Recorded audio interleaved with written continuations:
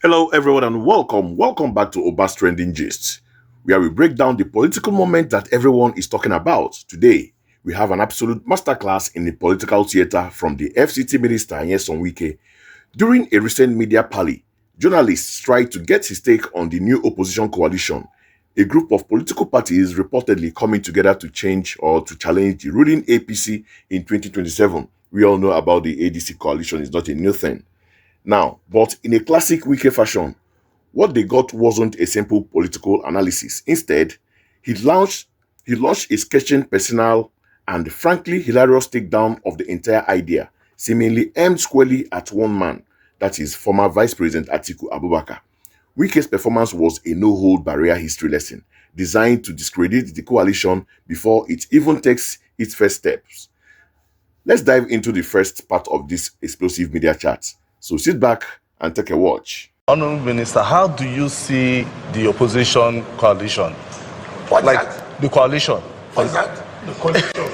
Coalition of Yes, the coalition. coalition of who and who? No, Should I mention the name of the party? The ADC. Listen. If you say ADC, ADC. how is it a coalition? What makes them coalition? What is a coalition? So what's your question on So, A lot of people. so how do you see, will they be able to survive These are people even next year? in all their political nature have been known for the campaign going from one party to the other. So every political period you do coalition. Every political period you do a coalition. Every political period you do coalition. Which you see, if you say some people who have joined ADC, it's okay. It's not the first time they have joined new parties.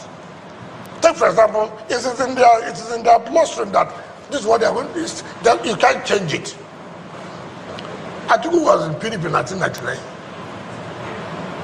You forgot? No? You forgot? No? Under Passenger had problem with him. It's not correct.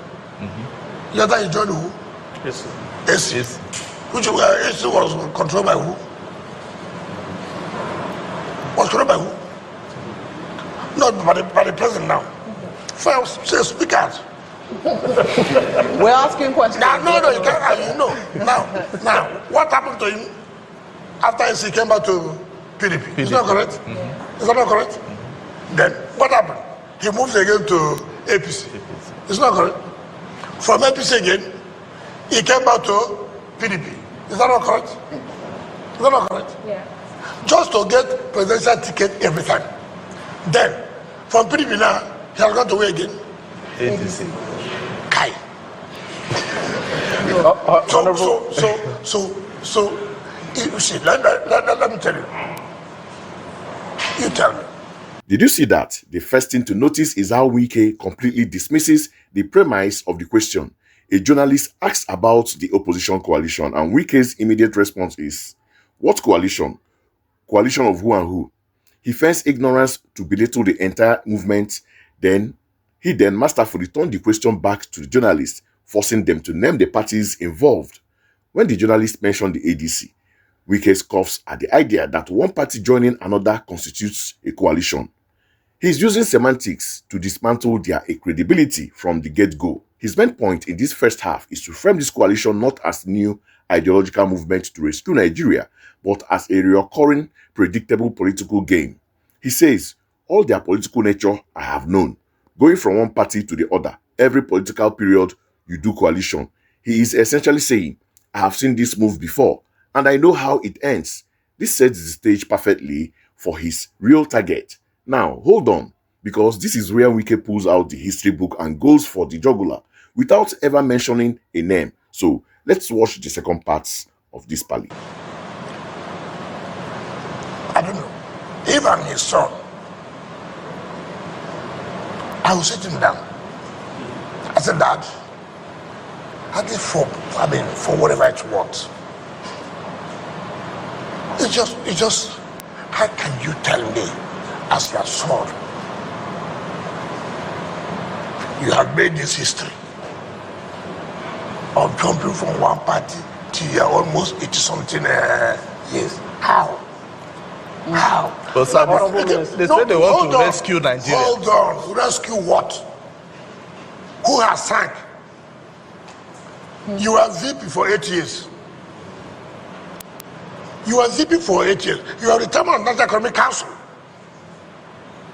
What happened? Honorable Minister, your ground seems to be with the former Vice President. No. I'm taking one by one. Are you undermining? Listen. No. Just a moment. No. Are you undermining? Allow me. Yes. I want the viewers Yes. to you ask, and you are talking about coalition.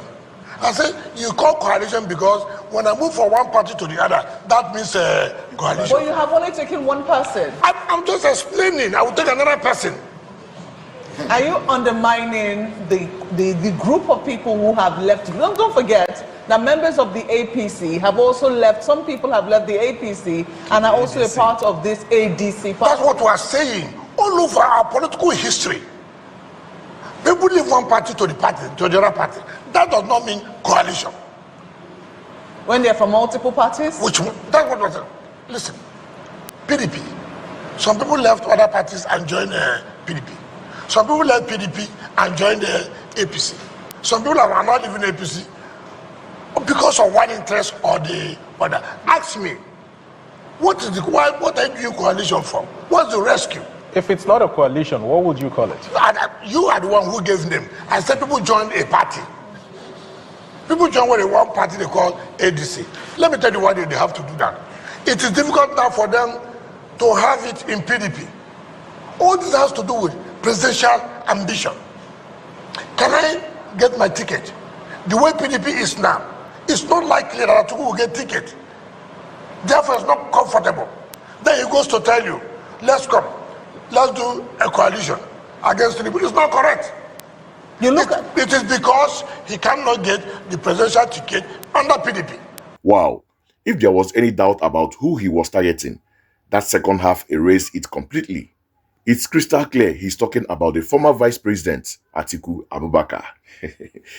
Wike methodically lays out a political journey from the PDP in 1999 to the Action Congress to fight Obasanjo, back to the PDP, then to the newly formed APC in 2014, back to the PDP in 2018, and now he implies a move towards the ADC.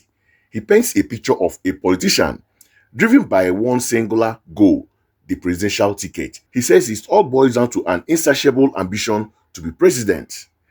Notice the interaction with the female journalist. She correctly identifies that his grouse seems to be with the former vice president, but Wike, ever and slippery politician, deflects beautifully. He claims he's just explaining what a coalition is in this context. It's a brilliant way to make a deeply personal attack sound like a detached political analysis. The final jab, that is all because he cannot get the presidential ticket under PDP, is the knockout punch. So, let's step back and look at the bigger picture here. For the next 2 minutes, here's my critical take on what's really happening. First, this is Nyesom Wike at his political best. He is, without a doubt, one of the most effective political commentators in Nigeria today. Am I right? He understands how to create a viral moment, how to dominate a news cycle, and how to frame a narrative. He took a generic question and turned it into a weapon that severely damages the credibility of his political rivals, all while entertaining the public. It's a calculated, brutal, and effective political move. Secondly, we cannot ignore the towering irony of this situation. Wike, a card-carrying member of the PDP, is sitting comfortably as a senior minister in an APC government. He is accusing others of political promiscuity and jumping from party to party for personal ambition, while he himself is in the most high-profile mixed political marriage in the country. It is a classic case of the pot calling the kettle black. But Wike delivers it with such confidence that many might overlook this fact. The man in the glass house is throwing some very large stones. Thirdly, the most importantly, Wike attack, though personal, exposes the fundamental weakness of Nigerian politics, the absolute lack of ideology. Why can politicians like Atiku, and indeed many others, move so freely between PDP, APC, and ADC? It is because, at their core, these parties are not driven by distinct political philosophies. They are merely special purpose vehicles for acquiring power. Wike is weaponizing this systematic failure against his opponent. He is essentially saying, this man has no political home because he has no core belief, only ambition. Finally, what is the end game? By doing this, Wike achieves three things. He undermines the formation of a credible opposition to his boss, President Tinubu. He maintains his status as a political heavyweight who cannot be ignored, and he continues to weaken the PDP from within, settling old scores from 2023 election and possibly clearing the path for his own future ambition. So, while we can laugh at this political drama, what we witnessed was a strategic demolition job. Wike didn't just answer a question, he defined the narrative for the opposition's 2027 bid before it even started. But is Wike right to call out this history of party hopping, or is he being a hypocrite given his own position? Is this just politics as usual, or is it a sign of a deeper problem? Drop your thoughts in the comments below. I'd love to read them. And if you found this analysis insightful, please hit that like button, subscribe to Oba's Trending Gist, and ring that notification bell so you never miss a breakdown. Until next time, stay informed.